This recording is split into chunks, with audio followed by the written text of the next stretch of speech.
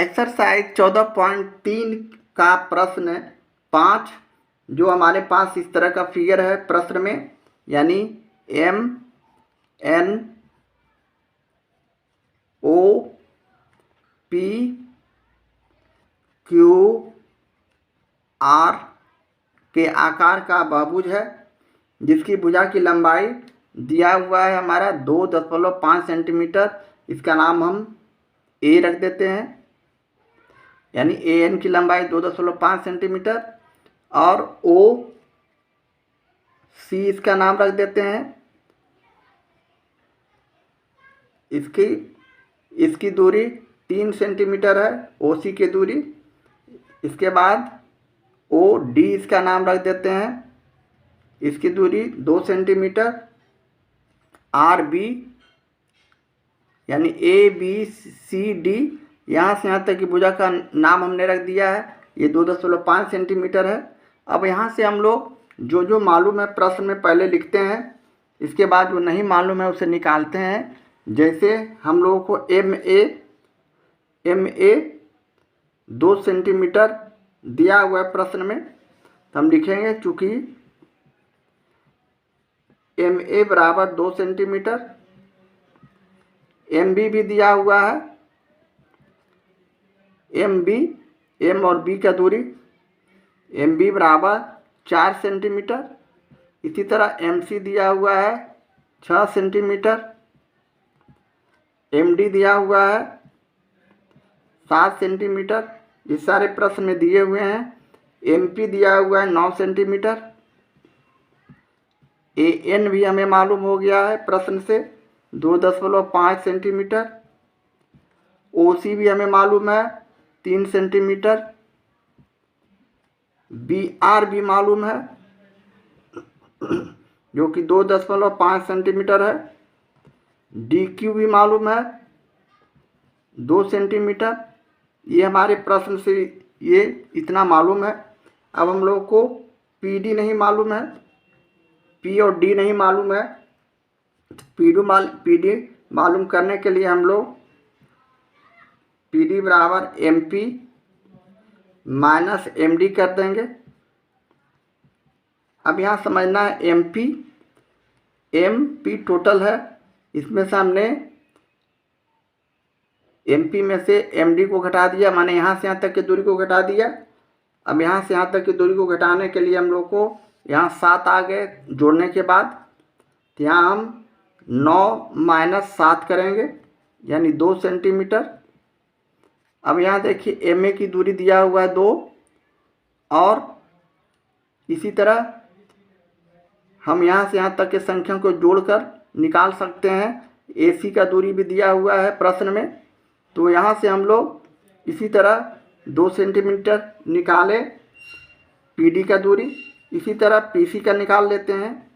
ये निकाल लेने के बाद हमारा कैलकुलेशन आसान हो जाता है, M P minus M C. अब टोटल में एम पी में एम सी को घटा देंगे तो हमारा पी सी निकल जाएगा। इस तरह हम एम पी का मान 9 रखें और इसके घटाने के बाद 6 घटाएंगे, ये 3 सेंटीमीटर। इसी तरह बी डी का मान भी निकाल लेते हैं। बी डी का मान M D minus M B, B D का मान एम डी और minus M C, sorry M B, M D minus M B करेंगे तो हमारा बी डी निकलेगा। बी डी यहाँ देखिए बी और डी का निकालना है, तो हम एम डी में से एम बी को घटा देंगे, इसको घटा देंगे तो हमारा ये निकल जाएगा। तो M D minus M B यानी 7 माइनस 4 इक्वल टू 3 सेंटीमीटर। ये हमारा बी डी का मान हो गया। इसी तरह ए सी का मान भी निकालेंगे। ए सी निकालने के लिए हम लोगों को M C minus M A करना होगा। एम सी में से एम ए को घटा दिए, तो यहाँ लिखेंगे M C minus M A बराबर 6 माइनस 2 यानी 4 सेंटीमीटर। इस तरह हमने सारे भुजा का मान निकाल लेने के बाद अब बारी बारी से त्रिभुज का क्षेत्रफल निकालेंगे। हमारे पास 1 2 3 4 त्रिभुज है और 2 चतुर्भुज है, तो 4 2 6 का हम लोगों को क्षेत्रफल निकालना है। तो चलें सबसे पहले त्रिभुज MBR पर विचार करते हैं। MBR पर ये हमें मालूम है और ये हमने मालूम कर लिया है, तो सूत्र से सीधे डायरेक्ट हम निकाल सकते हैं। तो लिखेंगे चूँकि त्रिभुज MBR का क्षेत्रफल बराबर 1/2 गुने MB और गुने BR। MB हमारा आधार हो गया, अब BR हमारा शीर्ष लंब या ऊंचाई हो गया। तो हम यहाँ से MB का मान निकाले हुए हैं। हमारे MB में 4 सेंटीमीटर दिया हुआ प्रश्न में, तो यहाँ से हम लोग 4 गुने 2.5 हम लिख सकते हैं। 1/2 नहीं लिखे, 1/2 गुने 4 और गुने 2.5 करेंगे। अब यहाँ से हम लोग 2 से काटे, 2 दूनी 4, 25 को 2 से गुना करेंगे तो 25 गुना 50 यानी 5 सेंटीमीटर स्क्वायर हमारा त्रिभुज MBR का क्षेत्रफल हो गया। इसी तरह त्रिभुज PDQ का क्षेत्रफल निकालेंगे।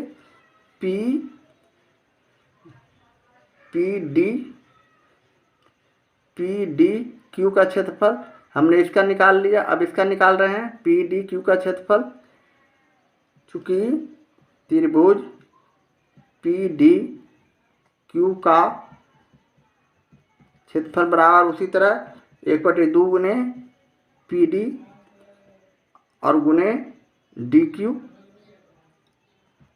यहाँ PD आधार है और DQ शीर्ष लंब या ऊंचाई है, तो 1/2 गुने PD का मान 2 रखेंगे। हमने निकाला है PD का मान। PD का मान कहाँ है तो देखना है, यहाँ MP है, MP बराबर 9। PD का मान हमने कहाँ निकाला है, तो PD का मान देखिए यहाँ 2 सेंटीमीटर है, तो हमने PD का मान 2 रखा, जो कि हम निकाल चुके हैं प्रश्न से 2 सेंटीमीटर, और DQ का मान भी 2 है, तो 2 से 2 काट दिए यानी 2 सेंटीमीटर स्क्वायर हमारा त्रिभुज PDQ का क्षेत्रफल हो गया। इसी तरह त्रिभुज, अब हम लोग PCO का क्षेत्रफल निकालेंगे इस त्रिभुज का। तो लिखेंगे PCO का, ये 90 डिग्री का कोण है, यह भी 90 डिग्री का कोण है, इसे भी 90 डिग्री का कोण समझना है, यह भी 90 डिग्री का कोण है। इस तरह ये भी 90 डिग्री का हो जाएंगे। इस तरह का चित्र में हम लोगों का दिया हुआ है। अब त्रिभुज PCO का क्षेत्रफल निकालते हैं, यानी 1/2 गुने PC गुने OC। यहाँ PC हमारा आधार है और CO या OC हमारा ऊंचाई है, शीर्ष लंब है। तो यहाँ हम 3 लिखेंगे। PC का दूरी हमने 3 सेंटीमीटर निकाला है, तो यहाँ 1/2 गुने 3 करेंगे। ये ऊंचाई 3 है और यह भी 3 है। यहाँ से हम 3/3 9/2 किए, तो ये हमारा 2 चौक 8 और 1 यानी 2 5 10 सेंटीमीटर स्क्वायर आया, जो त्रिभुज PCO का क्षेत्रफल हो गया। इसी तरह त्रिभुज ANM का क्षेत्रफल निकालेंगे। अब हमारा ये लास्ट रहा त्रिभुज ANM का क्षेत्रफल। त्रिभुज ANM का क्षेत्रफल बराबर 1/2 गुने MA और गुने AN। अब यहाँ त्रिभुज ANM में देखिए, MA हमारा यहाँ निकाल चुके हैं। MA हमारा यहाँ शुरू में है 2 सेंटीमीटर और ऊंचाई भी दिया हुआ है 2.5 सेंटीमीटर। तो हम 1/2 गुने 2 और 2.5 करेंगे, यानी 2 से 2 को काट दिए तो हमारा 2.5 सेंटीमीटर स्क्वायर जो आया, ये त्रिभुज ANM का क्षेत्रफल हो गया। अब हम लोग समलंब चतुर्भुज RQDB पर विचार करेंगे। RQDB ये समलंब चतुर्भुज है, इस पर हम लोग उसी तरह लिखेंगे। समलंब चतुर्भुज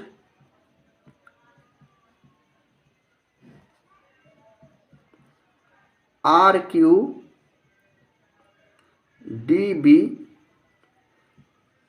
का क्षेत्रफल बराबर 1/2 गुने समांतर भुजा, ये समांतर भुजा और ये समांतर भुजा, दोनों को हम, ये आपस में समांतर भुजा है, एक छोटा एक बड़ा, तो यहाँ समांतर भुजा BR हो गया पहला, और प्लस दूसरा DQ हो गया जैसा कि चित्र में दिया हुआ है, और गुने ऊंचाई BD हो गया, ऊंचाई, ये ऊंचाई हो गया, तो यहाँ हम BD ऊंचाई लिख दिए, यानी 1/2 गुने 2.5 और जोड़ 2 और गुने 3 कर दिए। BD का मान हमने 3 निकाल चुके हैं यहाँ प्रश्न से, 3 सेंटीमीटर BD का दूरी। अब यहाँ से हम लोग इसे आगे कैलकुलेशन को बढ़ाते हैं, तो ये 4.5 हो जाएंगे और गुने 3 हो जाएंगे। अब 4.5 को 3 से गुना करते हैं तो 5 3 15 के 5 हासिल 1, 4 3 12 1 13, 13.5/2 हो जाएंगे। इसे हम भाग करते हैं तो 2 6 12, एक शेष बचा तो 15, दशमलव देने के बाद 2 7 14 और 2 5 10, ये हमारा दशमलव का भाग है, इतना सेंटीमीटर स्क्वायर हमारा समलंब चतुर्भुज RQDB का क्षेत्रफल निकलेगा। इसी तरह हमने इसका भी क्षेत्रफल निकाल लिया, ये क्षेत्रफल हो गया। 4 त्रिभुज का क्षेत्रफल निकालने के बाद अब हम लोग इस समलंब का निकाल चुके हैं। अब समलंब चतुर्भुज ACON का क्षेत्रफल निकालेंगे, ये हमारा लास्ट है। तो यहाँ से हम लोग समलंब चतुर्भुज, चूँकि